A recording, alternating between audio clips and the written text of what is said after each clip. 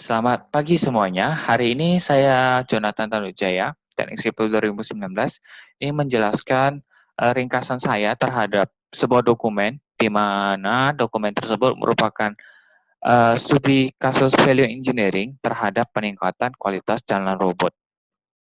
Lanjut, pertama dimulai dari latar belakang. Pertama kita harus tahu Robot Street itu merupakan cabang jalan raya di mana merupakan sebuah jalan raya jalur utama bagi ketika kita ingin menuju ke utara dan selatan dari Wayne St. Paul. Robot Street itu dimiliki oleh MNDOT.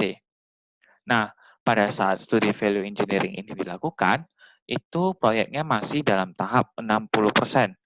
Setelah itu, waktu yang dilakukan studi kasusnya itu yaitu 10 sampai 13 September 2013, yang diperkirakan saat itu arus lalu lintasnya 16.000 sampai 26.000 kendaraan. Terus lanjut ke tujuan dari proyek. Tujuan dari proyek itu sendiri pada saat dilakukan studi value engineering yaitu merekonstruksi jalan robot, merekonstruksi sistem sewer network, mengganti rambu lalu lintas, mengganti lampu lalu lintas, memasang unsur jalan lainnya, terus peningkatan keamanan dan mobilitas, terus menyediakan bagi kaum disabilitas penduduk Amerika sebuah bantuan yang memudahkan mereka saat di jalan tersebut.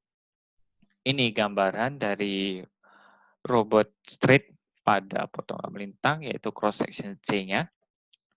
Kita lanjut ke selanjutnya. Nah, peningkatan yang akan dilakukan itu ada pada 4 sektor. Sektor yang pertama itu infrastruktur, yang kedua itu keamanan, terus yang ketiga estetika, terus yang keempat adalah transit. Pada tahap infrastruktur itu sendiri, peningkatannya itu dilakukan dengan penggilingan permukaan aspal, penggantian beton yang kualitasnya buruk atau rusak, terus peningkatan storm sewer-nya, peningkatan fasilitas publik seperti sanitasi, terus pada tahap keamanan ditambahkan median dibelokkan, terus menyediakan kapasitas tambahan, terus peningkatan sarana dan prasarana di persimpangan, dan konsolidasi pada driveway-nya. Estetikanya itu dilakukan namanya penggantian lampu dengan lampu yang lebih efisien dan lebih cantik istilahnya. Terus agar tambah estetika lagi dilakukan penghijauan pada jalan tersebut. Terus yang keempat pada sektor transit itu memastikan desain bisa mendukung untuk arus mobil dan bus ke depannya. Terus lanjut ke project cost estimate-nya, di mana setiap kategori itu memiliki biaya-biaya sendiri, sehingga dapat kita lihat untuk total konstruksi yang diperkirakan itu mencapai 16,48 juta dolar. Ini merupakan gambaran ketika biaya-biaya itu dibuat dalam sebuah grafik. Dapat kita lihat di sini untuk sanitasi sewer sama mobilisasi itu memakan biaya paling banyak dalam konstruksi robot street ini. Yang pertama, kita akan membahas unsur performanya, di mana unsur performa pertama yang akan kita bahas yaitu garis utama operasi atau mainline operation, di mana definisi yang dapat kita katakan yaitu yang pertama penilaian operasi lalu lintas dan keamanan di TH952A Robot Street dalam batas proyek. Terus baseline-nya itu ada ketentuan desain kecepatan 40 mile per hour selatan Mary Avenue dan 35 mile per hour untuk dari Mary Avenue. Terus adanya 4 sampai 11 jalur mengemudi, 11 feet belok kiri dan kanan, belokan kiri dan kanan. Median tengah yang diangkat lebar bervariasi, peningkatan putar balik U untuk memungkinkan penumpang kendaraan yang lebih pada persimpangan di Mendota Road, Mary Avenue, Wentworth Avenue, dan Butler Avenue. Terus unsur performa yang kedua yang akan kita bahas yaitu lokal operasi, di mana terdiri dari penilaian operasi lalu lintas dan keamanan pada infrastruktur jalan. Terus ada pertimbangan operasional. Terus baseline yang dapat kita lihat sendiri ada itu trotoar 5 feet, dengan lebar 4 feet saat terhalang, memenuhi semua persyaratan.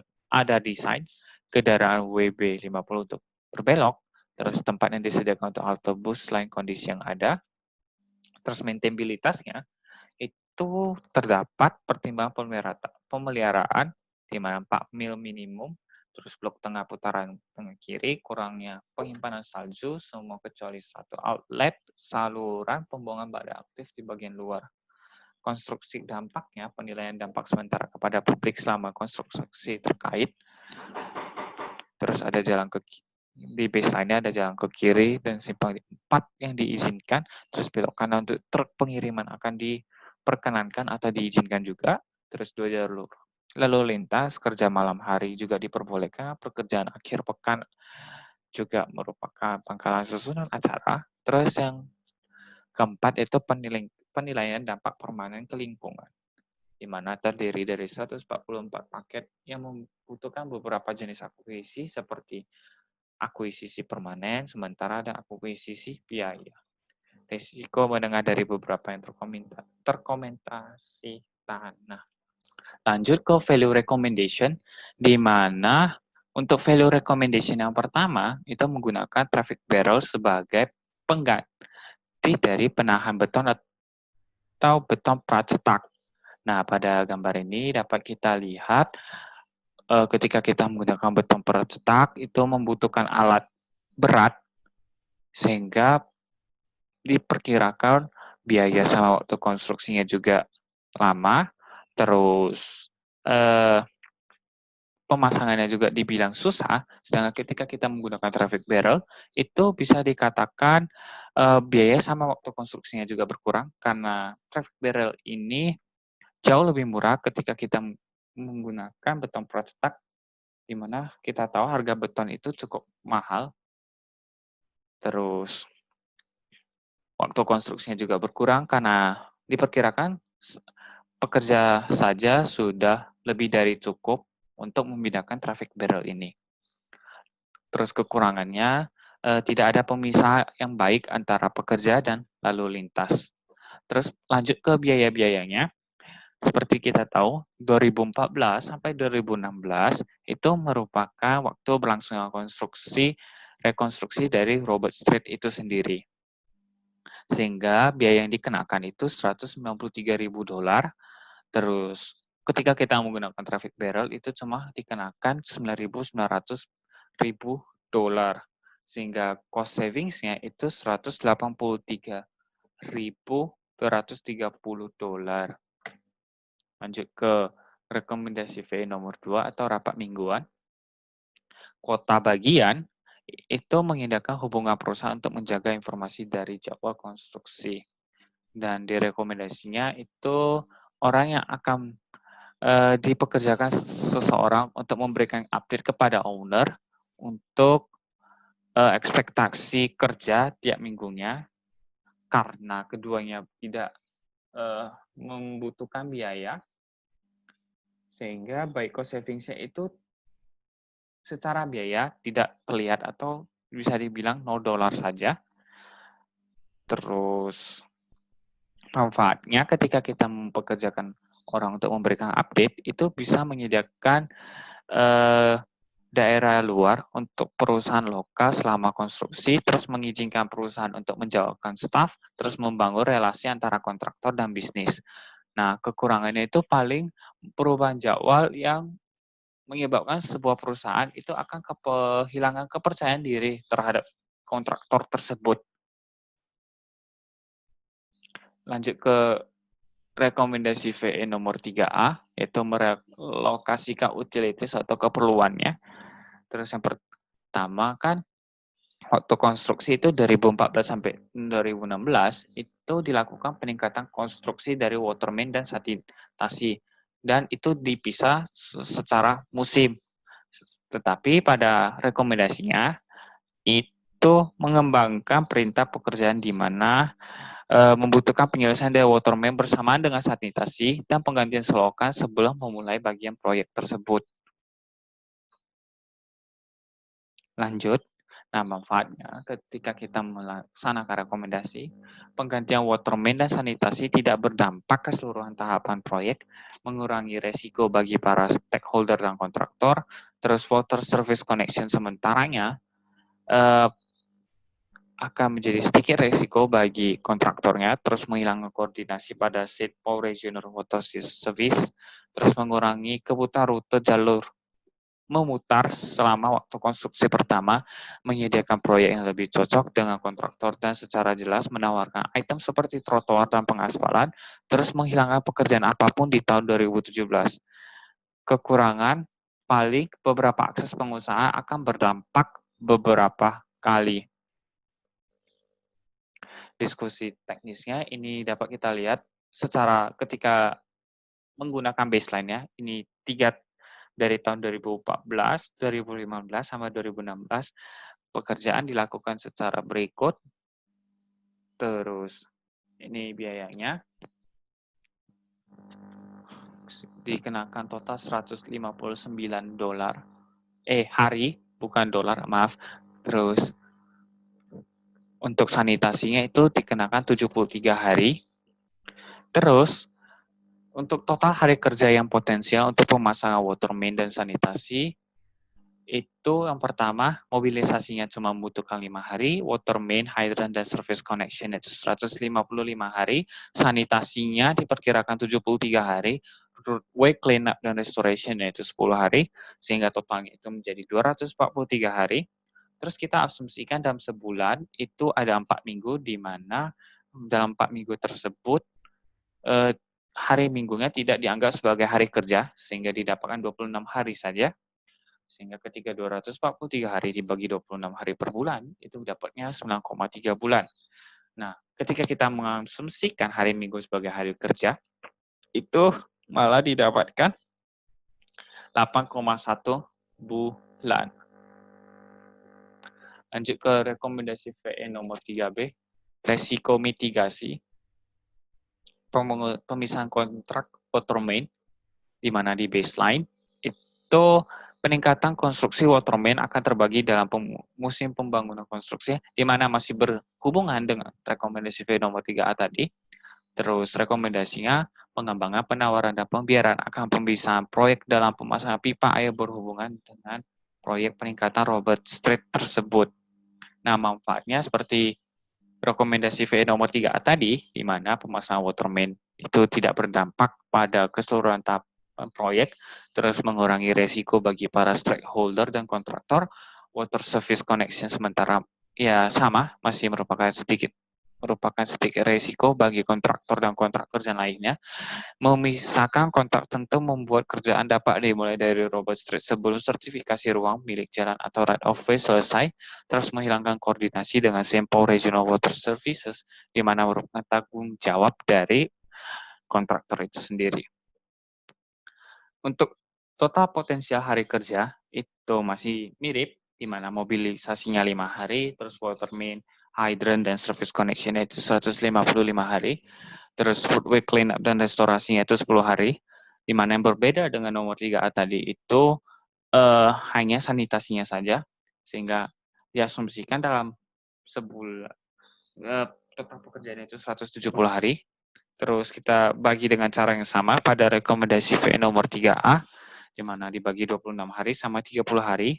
Ketika kita membagi 26 hari, itu dapat 6,5 bulan, terus 30 hari itu 5,7 bulan.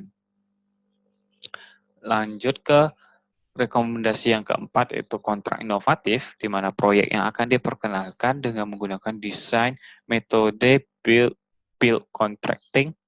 Terus rekomendasinya penerimaan dan nilai terbaik untuk inovasi pengontrakan dengan metode penyampaian proyek dengan desain build untuk mengurangi keseluruhan waktu proyeknya. Nah, manfaatnya metodenya cukup inovatif. Pada rapat fase pre-bid-nya itu membangun hubungan antara kontraktor dan agensi, memfokuskan keperluan kontrak di mana kontraktor harus merencanakan dan menyadari dalam tawar-menawar. Kekurangannya itu metode kontrak inovatif pada rapat fase pre-bid ini bukan merupakan pertemuan yang wajib. Nah, metode kontrak inovatif yang ditawarkan itu ada atau jumlah dolar ditambahkan hari sebagai total penawaran atau total bid-nya, alternatif technical concept, terus base value, terus mix antara A dan cara B sebagai total penawaran dengan alternatif konsepnya. Sebelum masuk ke lanjutan, saya ingin menjelaskan sedikit di mana untuk dollar amount sama calendar day itu pro-nya itu penyelesaian proyek lebih awal. Cuma ntar pada kontraknya, kontraktor harus meluangkan waktu untuk mengembangkan jadwal eh, jadwal yang andal, terus perubahan kontrak diperbesar. Ada kemungkinan perubahan kontrak itu dapat mengurangi manfaat yang akan dirasakan.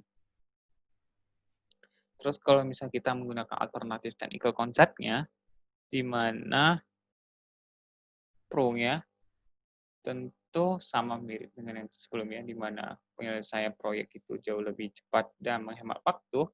Terus persetujuannya, paling kekurangan itu persetujuannya itu sedikit menyulitkan bagi stakeholder NDOT sendiri.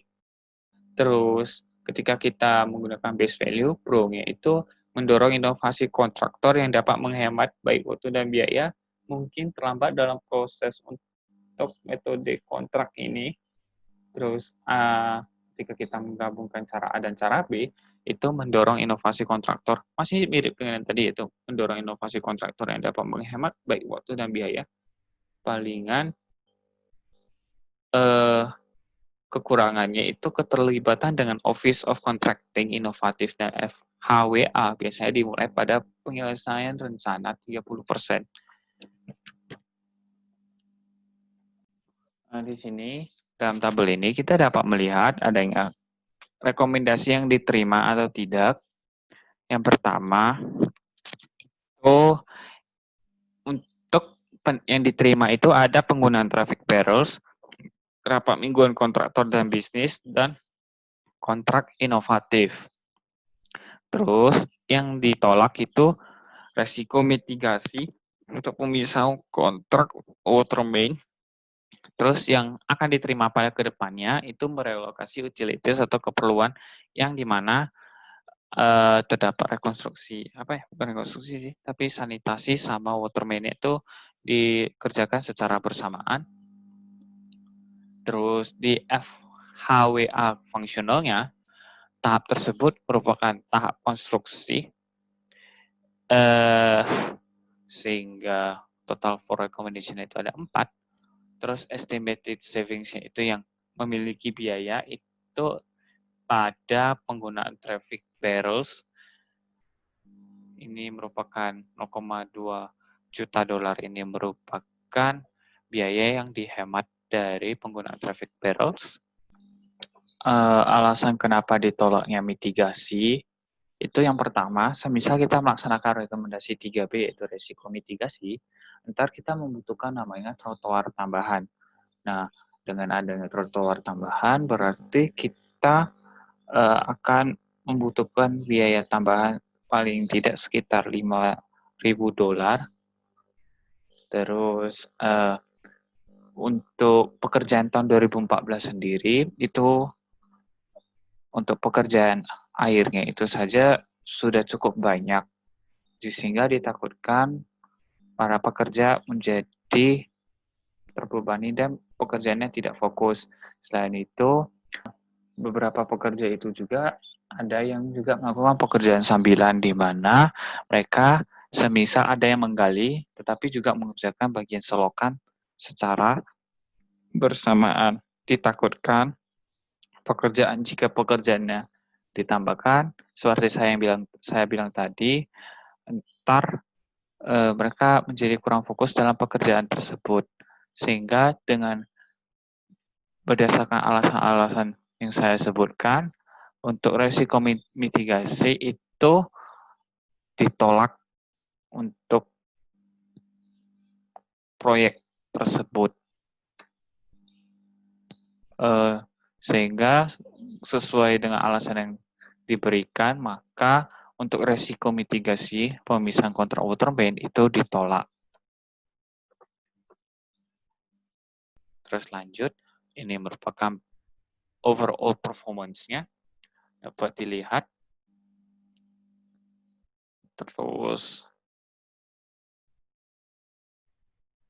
apa namanya, performance-nya ada yang 543, 514, terus 557, 543, 557, terus change performance atau perubahan performa itu didapatkan dari 543 dibagi 500, terus dibagi sama 500, dikalikan 100% dapatnya 9%, terus untuk biayanya masing-masing itu ada $15,3. Terus perubahan biaya hanya terlihat pada eliminate temporary barrier atau penghilangan betang pracetak itu 1%. Terus dapat dilihat value indeksnya yaitu P per C, yaitu performance dibagi cost atau 500 dibagi $15,3, sehingga didapatkan 32,62. Lanjut, ini kesimpulan untuk rekomendasinya ketika kita menggunakan traffic barrels, itu cost savingsnya $0,2 miliar, terus schedule savingsnya itu 1-2 minggu, terus untuk relocate utilities first itu 6 bulan, inovatif juga sama 6 bulan, sehingga totalnya dianggap sebagai 6 bulan saja, terus cost savingsnya itu $0,2 juta. Sekian hasil presentasi saya. Terima kasih untuk memperhatikan presentasi saya.